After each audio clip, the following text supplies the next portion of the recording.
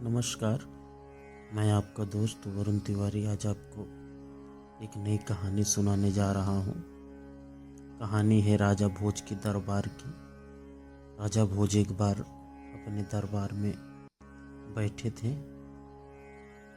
3 व्यक्ति आते हैं उनके सामने और बताते हैं कि महाराज, हमारे पिता ने जो विरासत बनाई है उसमें 2 भाइयों का नाम है, एक भाई का नाम नहीं है और पिताजी का देहांत हो गया है और ये हम समझ नहीं पा रहे हैं कि हम अपना बंटवारा अब कैसे करें। और राजा भोज भी सुनते हैं तो बहुत ही आश्चर्यचकित होते हैं कि पिता ने ऐसा क्यों किया होगा।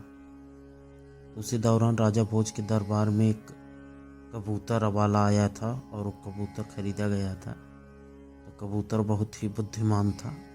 तो सारे मंत्री कहते हैं कि महाराज, यही बहुत अच्छा अवसर है, आप कबूतर से पूछिए, जो आपने एक चमत्कारी कबूतर खरीदा है उससे पूछिए कि इसका क्या फैसला किया जाए।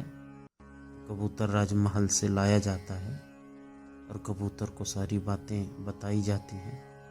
तो कबूतर बातें सुनता है और कहता है, महाराज, हमें 1 दिन का समय दीजिए, मैं कल सुबह बताऊंगा ये क्या इसका फैसला होगा, क्या इसका न्याय उचित फैसला है। तो राजा भोज कहते हैं ठीक है। तो राजा भोज से कहता है कि महाराज, आप इन तीनों को 3 अलग अलग कक्ष में ठहरा दीजिए, फिर मैं सुबह बताऊंगा क्या इसका आप फैसला दीजिए, क्या न्याय है। तो राजा भोज ऐसे ही करते हैं। तो रात का समय होता है कि कबूतर एक मनुष्य का रूप पकड़ के हाथ में तलवार लेके सबसे छोटे वाले भाई के पास जाता है और कहता है कि आप तलवार लीजिए और अपने दोनों भाइयों का गला काट दीजिए, न्याय हो गया, सारी संपत्ति आपकी, फैसला भी हो गया। तो छोटा वाला भाई कहता है, नहीं, मैं ऐसा नहीं करूँगा, क्योंकि छोटी सी संपत्ति के लिए मैं अपने 2 बड़े भाइयों की हत्या कभी नहीं करूँगा। मुझे बेशक कुछ न मिले, मुझे स्वीकार है, लेकिन मैं ऐसा नहीं करूँगा।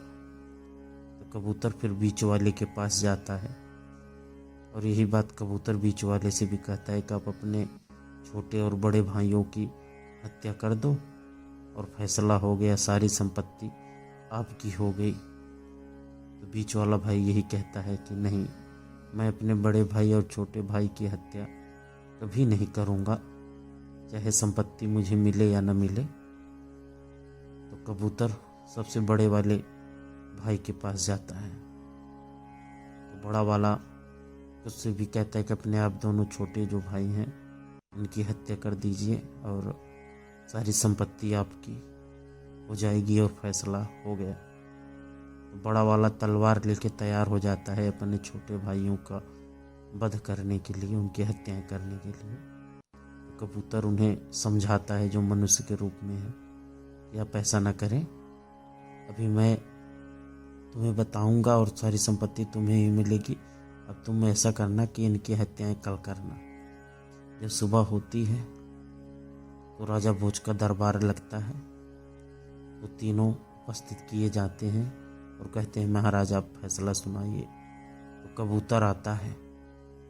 कबूतर कल रात में क्या क्या हुआ है, कबूतर सारी घटनाएं पूरे दरबार के सामने रखता है और कहता है, महाराज, इसके पिता बहुत ही चालाक थे, जानते थे कि उनका बड़ा बेटा बहुत ही लालची और बहुत ही धूर्त है, अपने दोनों भाइयों की हत्या कभी भी धन के लिए कर सकता है, इसीलिए इसके पिता ने इसका नाम नहीं रखा है, अपने किसी भी संपत्ति में या अपने किसी भी जायदाद में इसका नाम नहीं रखा है। तो राजा भोज ये सारी बातें सुनते हैं। फिर राजा भोज अपना फैसला सुनाते हैं और बड़े बेटे को कुछ नहीं देते हैं, उसको दंडित किया जाता है। ये आपको कहानी कैसी लगी आप ज़रूर बताना। हमारे चैनल को लाइक करें, शेयर करें और सब्सक्राइब करें। जय श्री राम।